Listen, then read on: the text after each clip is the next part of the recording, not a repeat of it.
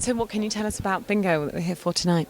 Oh, well, it's a wonderful movie. It's super fun. I highly recommend everybody should come and see it. Give us a chance, against the Jedi. We need the Force to our side here. How did you first become involved with this film? Well, it was actually, I pitched it to Danielle. So, I was looking for a story that would really tell a Brazilian story that wouldn't just be about our economic side, about poverty, about violence. I really wanted a movie that reflected our pop culture because Brazil has an extremely, extremely rich pop culture. And when I was thinking about a story, I was actually looking for a superhero story. I wanted a Brazilian Superman. But I knew Superman wouldn't work in Brazil. He would arrest everyone. It was too proper.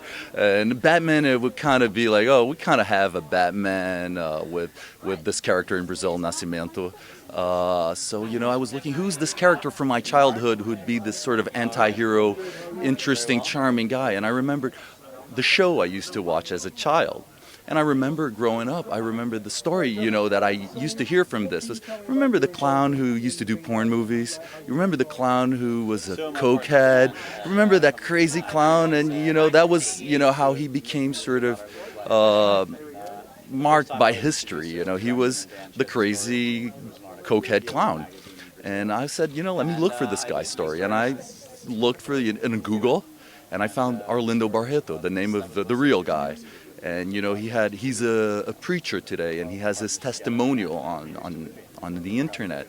And I thought it was an incredibly human story, a beautiful human story of struggle and self-awareness and trying to achieve a goal and leaving behind sometimes the things you value the most. And I could relate to that. And at that point, I thought we had a great story. So I pitched it to Daniel, who's a super Brazilian talent. And, he embraced it. And from then on, it was a nice ride. And Vladimir is just phenomenal in this lead role. It just seems to bring so much energy to it and really, really inhabit it. So what was it like having him in the lead role? It was so easy, this character was actually designed for another very famous Brazilian actor called Wagner Moura.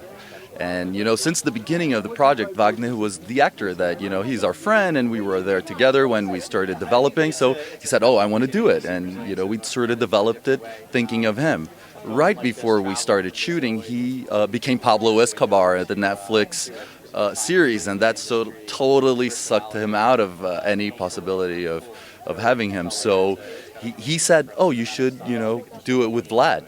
I said, we were all, why not? Let's try him. And easy choice. He totally, when something bad happens, but something actually better happens out of it. So that was a classical story in that sense. He took it over. In the set, he really showed how organic it was for him. He could really understand this character from core. And Daniel previously, predominantly has done editing, and it's his first film. So what was it like having him as the director? I know Daniel for many, many, many years when he started, actually. Not started, but he was, already like a well-known editor because very early in his career, he did City of God. So, by working with all the people he worked, Walter Salles, Terrence Malick, all the Brazilians genius, Fernando Meirelles, Zé Padilha. So his experience, seeing all that material, for me it was, it was very clear that, he would be great in his first movie. And, he just proved it. During the whole process was always a mature, experienced director. It never seemed like a first-time director at all. So it's almost like, I can't consider him a first-time director because he's too experienced. He knew what he was doing too well, that's what I mean. He really understood the process. And despite it being set in the 80s, it seems to have a lot of themes in there that can say something to a contemporary audience about treatment of women, the obsession with fame. What do you think this film has to say?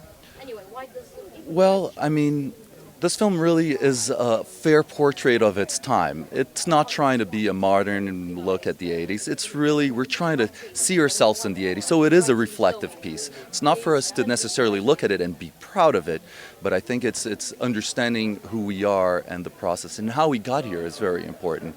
I think looking at history with fair eyes is always the best approach, and pointing fingers and saying that that's right or wrong, it might not be right or wrong either, but we tried really being honest and being fair and showing the life this guy went through.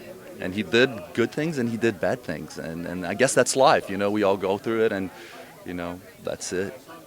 I mean, it really brings to life this kind of 80s world.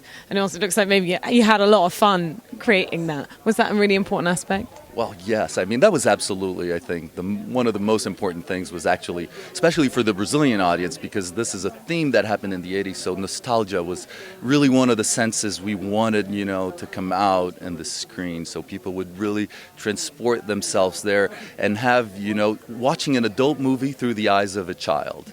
This was sort of, I want people to come and, go back to that feeling of childhood, but they're watching an adult thing. They have experience, they're mature enough. So it's actually a very important dialogue that sometimes we need to have with ourselves so we can move forward.